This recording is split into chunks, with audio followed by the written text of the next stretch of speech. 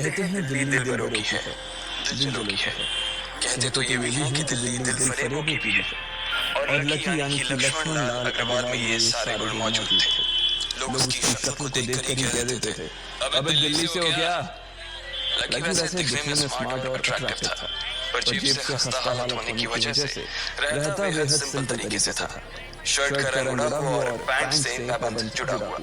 कहने को तो उसकी उम्र के लड़के दिल्ली की सड़कों पर रात को मोटर बाइक दौड़ाते थे, लेकिन लकी उर्फ लक्ष्मण लाल अग्रवाल सिर्फ कमरे से कॉलेज में पढ़ाई और गर्लफ्रेंड डिम्पल के साथ थोड़ा वक्त बिताना, फिर कॉलेज से दुकान, दुकान से जब होम डिलीवरी आए तो वहाँ, और फिर घर चला जाता था। हाँ, कभी कभी जब वो किसी लड़के को खाली सड़क पर मोटर बाइक दंदनाते हुए देखता तो कहता, एक दिन अपना टाइम भी आएगा जब मैं चश्मा लगा कर बैठा हूँ और पीछे डिम्पल को बैठा हूँ। देखना, जब वो मेरी कमर में अपना हाथ कसेगी और मैं तेजी से मोटरसाइकिल को इंडिया गेट के आसपास दौड़ाऊंगा, तो सारे दिल्ली का दिल हम दोनों को देखकर चलेगा। दुकान में रखा हुआ बर्नॉल भी काम नहीं आएगा। लकी ने कहा और अपने हाथ में बर्नॉल की क्रीम को दबा दिया। जैसे ही उसने क्रीम को दबाया, उसका क्रीम बाहर आ गई। अबे गधे क्या कर रहा है? वो कोई स्पंज की गेंद है क्या जो उसे दबा रहा है? दुकान के मालिक ने उसे फटकारते हुए कहा और उसके सर पर एक चपत लगा दी। Sorry sir. लकी ने अपना सिर बचाते हुए कहा। वो खरोल बाग में स्थित एक छोटी सी मेडिकल स्टोर पर काम करता था। उसकी दुकान का नाम था चमन मेडिकल स्टोर और उसके ओनर का नाम था चमन लाल। लकी पिछले 5 साल से इनकी दुकान पर काम कर रहा था। यहाँ इस छोटी सी शॉप पर काम करना उसकी मजबूरी थी। लाइफ में कंगाली की वजह से उसे कॉलेज में पढ़ाई पूरी करने के लिए पार्ट टाइम जॉब करना था।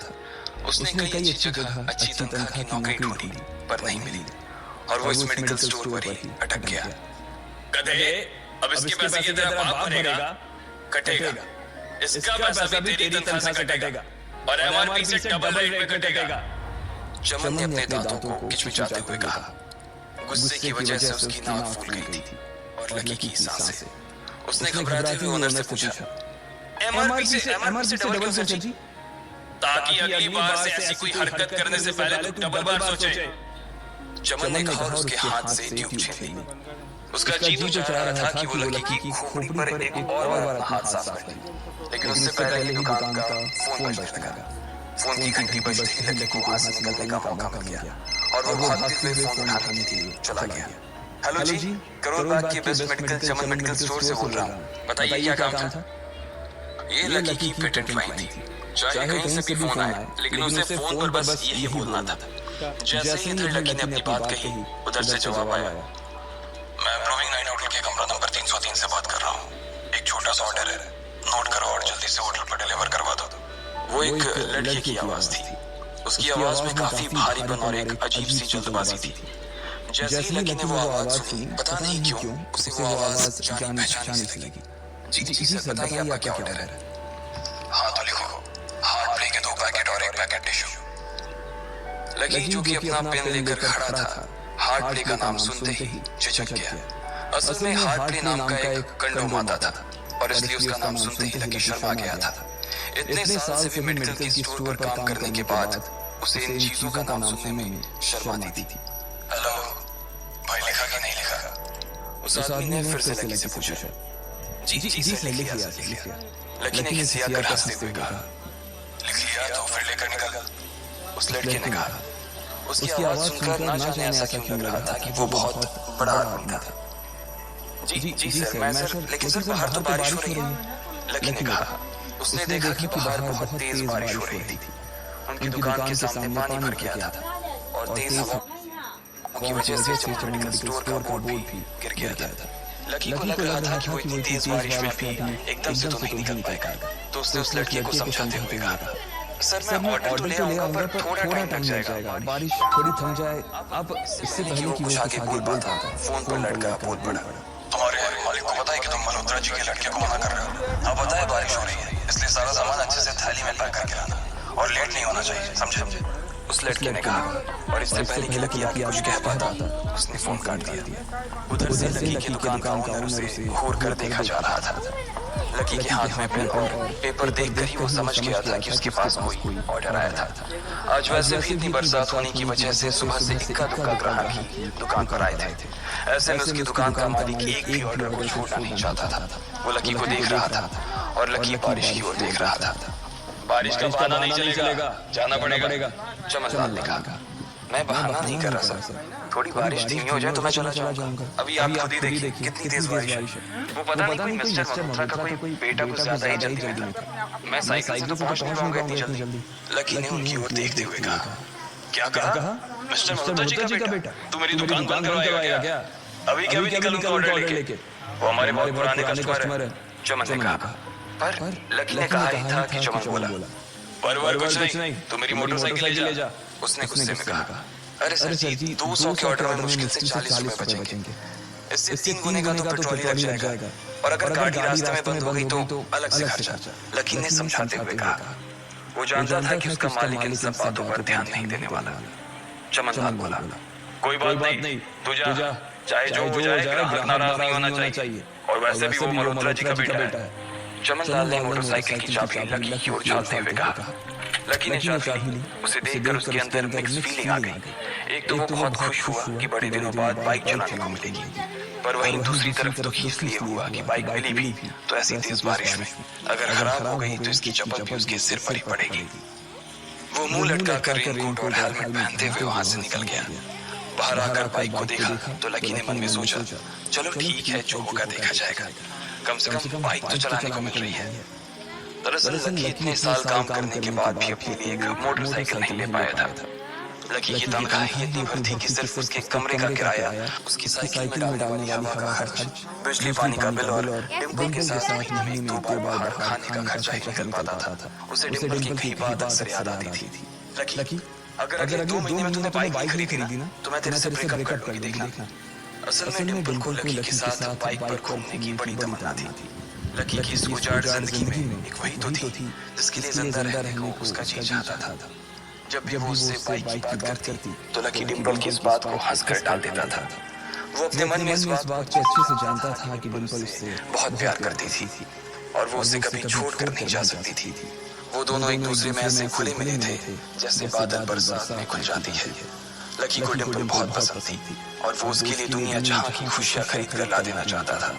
वो चाहता था कि एक दिन वो डिम्पल को प्लेन में बैठाए, लेकिन उसके ये सब ख्वाब इस कम तनख्वाह की नौकरी की वजह से कभी पूरे नहीं होने वाले थे। पर आज उसके पास मौका था। वो डिम्पल को अपने साथ इस बारिश में राजपथ घुमाना चाहता था। वो उसे दिल्ली दिखाना चाहता था। चमनलाल को देने के लिए उसने पहले से ही बहाना सोच रखा था। बस जल्दी से वो ये डिलीवरी देकर सीधे डिम्पल के पास ही जाने वाला था। उसने होटल ब्लूमिंग नाइट के बाहर मोटर बाइक पार्क की और सीधे होटल के अंदर चला गया। लकी ने रिसेप्शन पर पहुंचकर नमस्ते करते हुए रिसेप्शनिस्ट को बोला, जी मैं चमन मेडिकल स्टोर से आया हूँ, रूम नंबर 303 का ऑर्डर था सर। रिसेप्शन पर खड़ा आदमी उसके हाथ में काली थैली को देखकर समझ गया था कि उसमें क्या था और वो मंद ही मंद मुस्कुराते हुए बोला, 3rd फ्लोर पर है, लिफ्ट से चले जाओ, रेनकोट यहीं उतार देना। जैसा उस आदमी ने कहा लकी ने ठीक वैसा ही किया और लिफ्ट में चढ़ने के कुछ ही देर बाद वो तीसरे माले पर पहुंच गया था। वो रूम नंबर 303 के बाहर पहुंचा और उसने डोरबेल बजाई। जैसे ही दरवाजा खुला लकी ने थैली आगे बढ़ाते हुए कहा, नमस्ते, मैं चमन मेडिकल स्टोर से लकी आपका। इससे पहले कि लकी आगे कुछ कह पाता उसकी आंखें फटी की फटी रह गई थी। उसने अपने सामने जो देखा उसके बाद उसे ऐसा लगा कि बंद छत के नीचे भी उसके ऊपर आसमान से आकर एक जोरदार बिजली गिर गई थी।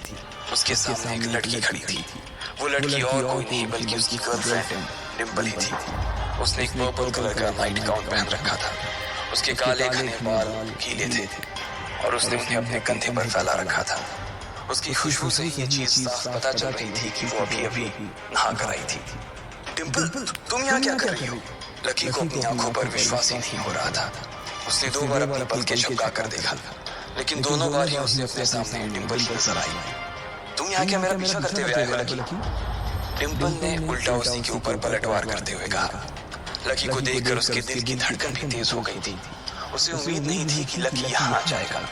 उसने ना तो सुबह से उसे फोन किया था और ना ही उसके मैसेज का कोई जवाब दिया था। वो अपने मन में सोच कर बैठी थी कि वो अगले दिन खुद ही उससे मिलकर बोल देगी कि उसकी तबीयत खराब थी। डिम्पल भी क्या हो गया? किससे बात कर रही हो?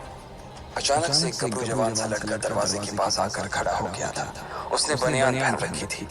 लकी उसे पहचान गया था। साले राहुल के बच्चे, तेरी हिम्मत कैसे हुई मेरी डिंपल को हाथ लगाने की? लकी ने जैसे ही राहुल को देखा, उसके तन बदन में मानो आग सी लग गई थी। वो उसे इस वक्त इतना बुरा मारना चाहता था, इतना बुरा पीटना चाहता था, जिसकी कोई हद सीमा नहीं थी। लकी जिस कॉलेज में पढ़ता था, राहुल और डिंपल भी उसी में पढ़ते थे, और वो कॉलेज राहुल के फादर का ही था। डिंपल ने राहुल के पिता की एक कंपनी में जॉब पकड़ ली थी, और राहुल उस पर बहुत लाइन मारता था। लकी ने एक दो बार डिंपल को उससे दूर रहने के लिए भी कहा, लेकिन डिंपल ने उसे ये कहकर डाल दिया था कि वो सिर्फ अच्छे दोस्त थे। आज भी इससे पहले कि वो आगे बढ़ता, डिंपल उन दोनों के बीच आ गई। रुक जाओ, डिंपल ने गुस्से में कहा, और लकी के सीने पर हाथ रखकर उसे रोक दिया। लकी लंबी सांसें ले रहा था, और कुछ ही सांसों के बाद उसका गुस्सा शांत हो गया। अब डिंपल के पास भी छुपाने के लिए कुछ नहीं था, इसलिए उसने लकी से कहा, लकी, आज से तुम्हारा और मेरा ब्रेकअप? लकी के पैरों के नीचे से जमीन खिसक गई थी। उसकी आंखें नम हो गईं। लकी को उसकी बातों पर विश्वास नहीं हो रहा था। उसने डिंपल की ओर देखा और बोला, डिंपल, हम पिछले 1 साल से एक दूसरे के साथ हैं, और तुम होगी मुझसे ब्रेकअप करना चाहती हो? अरे मैं तो तुम्हारे लिए नई बाइक लेने वाला था। चल रहने दे, आज ही याद आई है तुझे बाइक की। अरे तेरे पास मुझे बाहर घुमाने के लिए, खिलाने पिलाने के लिए पैसे तो है नहीं। तू कहाँ से लेगा बाइक? और अगर ले भी लेगा तो उसमें पेट्रोल कहाँ से डलवाएगा? तेरी 8,000 रुपए महीने की नौकरी, उसमें होगा ये सब? लोग हंसते हैं मेरे ऊपर जब मैं सरोजनी में तेरे साथ घूमती हूँ। मैं ऐसी लाइफ नहीं जीना चाहती लकी। मैं तेरी तरह गरीब नहीं रहना चाहती। तूने मुझे फंसाया था, उल्लू बनाया था तूने मुझे, इसलिए मैंने राहुल से मैचअप कर लिया है। आज से यही मेरा बॉयफ्रेंड है। डिंपल ने गुस्से से कहा। अच्छा, तो बेबी है तुम्हारा वो बेकार सा एक्स बॉयफ्रेंड? राहुल ने पूछा और डिंपल के बगल में आकर खड़ा हो गया। फिर उसने लकी के हाथ से थैली उठाई और उसमें से हार्ड प्ले का पैकेट निकालकर उसे चिढ़ाने के लिए उसे हवा में लहराने लगा। बाप रे, इससे बदकिस्मत इंसान इस दुनिया में और कौन होगा? राहुल ने उसकी टांग खींचते हुए कहा। लकी के पास उसकी बात का कोई जवाब नहीं था। उसने गुस्से से डिंपल की ओर देखा और अपनी हाथों की मुट्ठी खींच ली। फिर वो वहां से निकल गया। अबे पैसे तो ले जा, सब कुछ फ्री में देता जाएगा क्या? राहुल ने जोर से ठहाके लगाते हुए कहा, लेकिन लकी बिना उसकी बात सुनते ही निकल गया। उसके दिमाग में डिंपल के कई शब्द गूंज रहे थे। उसने कभी सपने में नहीं सोचा था कि डिंपल उसके साथ कुछ ऐसा भी कर सकती थी। जिस इंसान के लिए वो इतना कुछ करना चाह रहा था, उसे उसकी कोई कदर ही नहीं थी। लकी इतना हताश हो गया था कि पूरी तरह से रोने लगा। इस बार वो लिफ्ट से नहीं बल्कि सीढ़ियों से नीचे उतरा, और एक सीढ़ी उतरने के साथ उसके आंसू आंखों से छलकने जा रहे थे। जब उसकी आवाज सुनकर कुछ लोग अपने कमरे से बाहर आए, तो लकी ने तुरंत अपने आंसू पोंछे और तेजी से वहां से भाग गया। उसे जिंदगी में पहली बार प्यार हुआ था, और पैसों की कमी की वजह से न सिर्फ उसका प्यार बल्कि उसकी पूरी जिंदगी बर्बाद हो गई थी। लकी जैसे ही बाहर आया तो उसने देखा कि बाहर अंधेरा हो गया था। आसमान में तेज बिजली कड़की और बारिश जो थमी थी एकाएक फिर से झमाझम बरसने लगी। ये देख लकी के थमे हुए आंसू एक बार फिर से छलक गए। उसका दिल बुरी तरह से डूब चुका था, लेकिन उसे इस बात की खुशी भी हो रही थी। आखिर आज उसे डिंपल का असली चेहरा नजर आ गया था। वो तो उसके साथ घर बसाने की सोच रहा था, लेकिन अच्छा हुआ कि उसने पहले ही उसका घर बर्बाद होने से बचा लिया। लकी को दुख तो बहुत हो रहा था, पर उसे ये भी लग रहा था कि उसे आगे चलकर यही दुख उसे खुशी देने वाला था। लेकिन एक चीज थी जो लकी को परेशान कर रही थी, वो थी उसकी माली हालत। उसकी जेब इतनी तंग थी कि उसे फटी हुई जेब की पैंट पहनकर घूमना पड़ता था।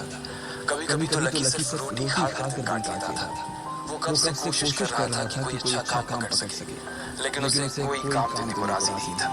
उसने टूटे हुए दिल को दिलासा देते हुए मन में सोचा कि डिंपल पर खर्च होने वाले पैसे बच जाने से शायद उसकी हालत सुधर जाएगी। पर फिर भी वो रातों रात रईस नहीं हो जाने वाला था।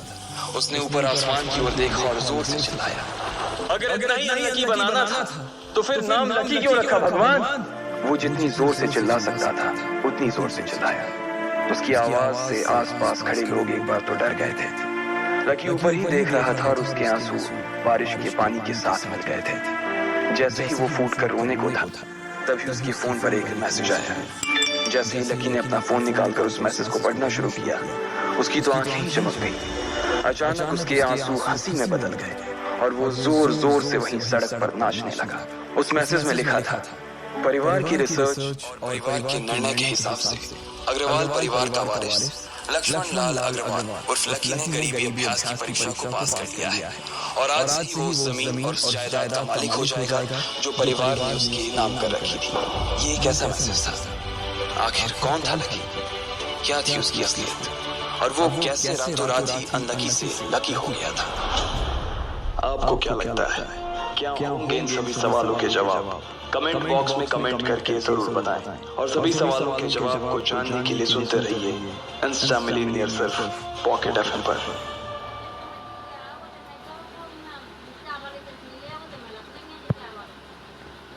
कहानी पसंद आ रही है? पॉकेट प्रीमियम के साथ मजा हो जाता है डबल। हर कहानी में पाइए 5 घंटे के